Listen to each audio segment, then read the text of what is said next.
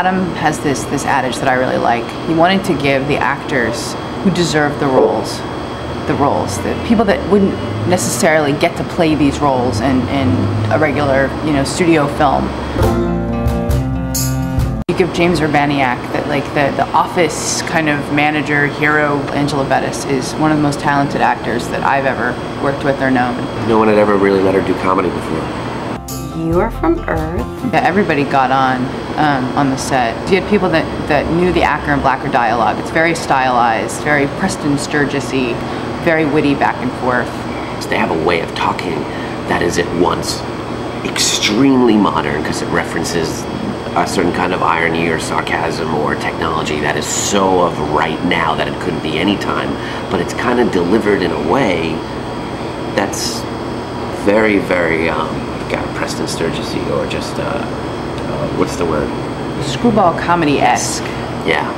I got work to do. It's just regular work, though, not blowing up a planet where a person keeps all of his stuff. They write in the medium of radio, of old-time radio, very often, and people have a formality or a way of presenting their emotions. This is how I feel, which is a very always reminded me of the 50s. It's hard to say, and a lot of actors can't do it, but we had these thrilling actors who knew this world, knew how to say the dialogue and make it funny and really work it. And then you have people like Jonathan Woodward and Angela Bettis who just kind of stepped in because they're so talented. They can do anything. They just walked right in and were able to do this dialogue that's very difficult to do, that I find hard to do as an actor. Ben Acker, one of the writers, has a very specific way of talking, and it was really odd to be watching Jonathan Woodward delivering these lines, and he was referencing Ben Acker, like he sounded like Ben Acker speaking. He'd never met Ben Acker, so it's the dialogue is so specific that, like, you hear the writer's voice in them, in the lines.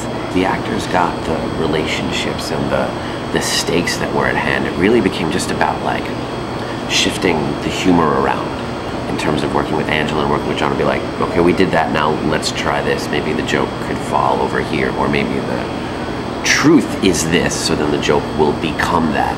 Just being very familiar with Acker and Blacker's words like we were, and what the possibilities were, just kind of shift the humor around, and then ultimately in the editing process pick whatever furthers the story the best. Sometimes at the sacrifice of a really great joke, but you go with what furthers the story the best, what brings these people together in the end. We were very aware of the relationships, between the two writers, the relationship between our hero and his girl, and our hero and his best friend. Our hero and his best friend, and as how much a love story in a way is perhaps even more. You're all meep, Zorp.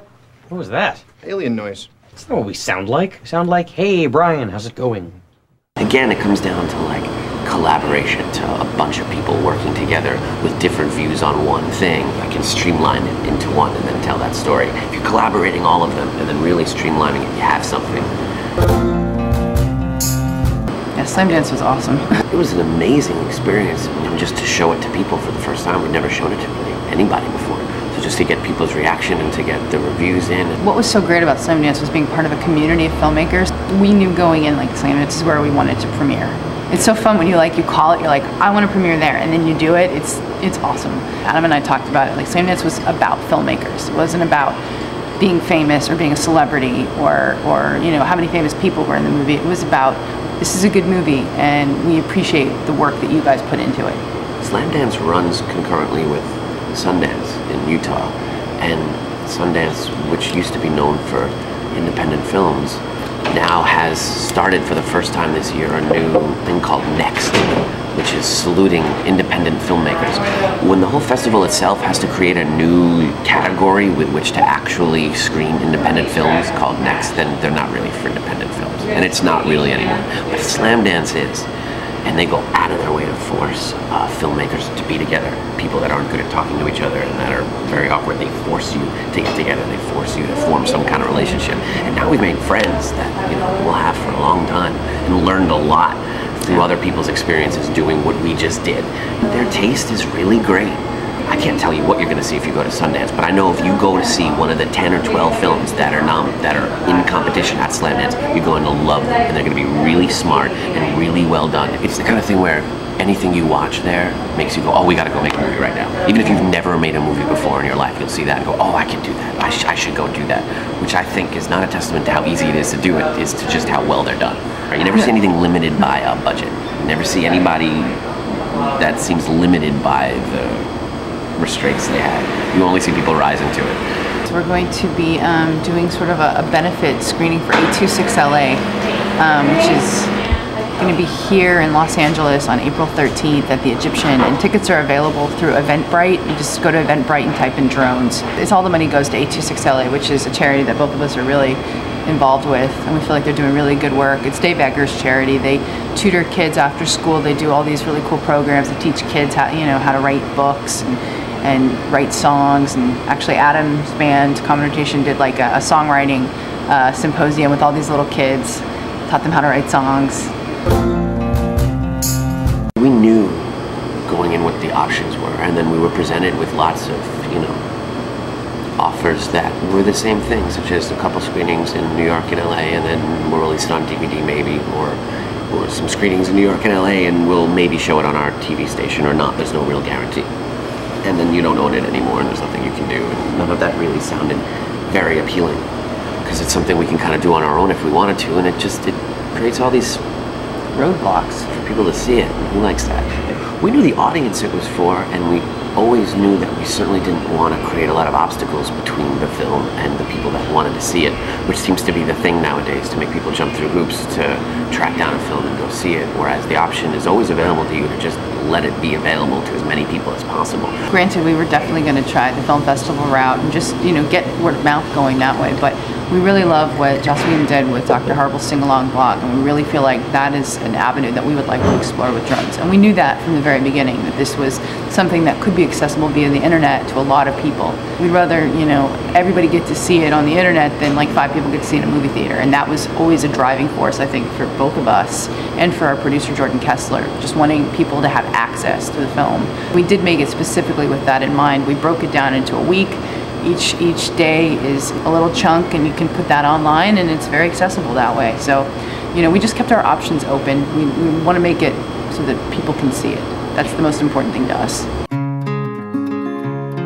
I've always had a back and forth relationship with science fiction, and I really wanted to make the kind of science fiction that I would want to see.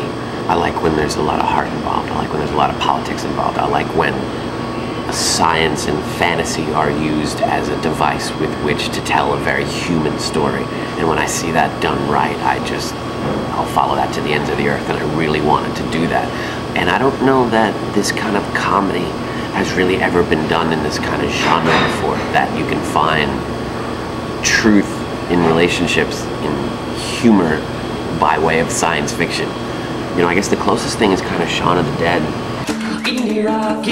You certainly get more control over the message and what you're trying to say and how it gets said. And certainly by the time you get to the editing process, which is where like the true collaboration is of working together and the story is really made, you get to tell it exactly how you want it, and there's no excuse for anything that you don't like. If it's not the way you want it, then it's your fault. Through that, you get to tell the story you want to tell, and we got to not compromise on anything. Like, it's there, everything we wanted to say, how we wanted to say it, there it is, and we're responsible for it, which is great fun. That's the future for us. I feel like the product is much better when we work together. We just have like a shorthand. We have a couple of different things that we're working on. We co-wrote a script that we're trying to get off the ground, and then we've got a couple of other things that we didn't write that we're working on. I'm still writing Death's Daughter books, and Adam and the band are going to be going out on a West Coast run with folk musician Dan Byrne in April. And then we're going to be taking drones to the Orlando Film Festival on the 16th and 10th of April, and then looks like we're going to be at the Boston Independent Film Festival and at Newport Beach. There's a soundtrack that'll be coming out, and by June, you can get that on iTunes. It features Dan Byrne and the score by Jonathan Dinerstein. We have a song on there too. So it'll be out there and available to those who want to see it. It fits in right aligned with just wanting to work on things that are funny and sad at the same time.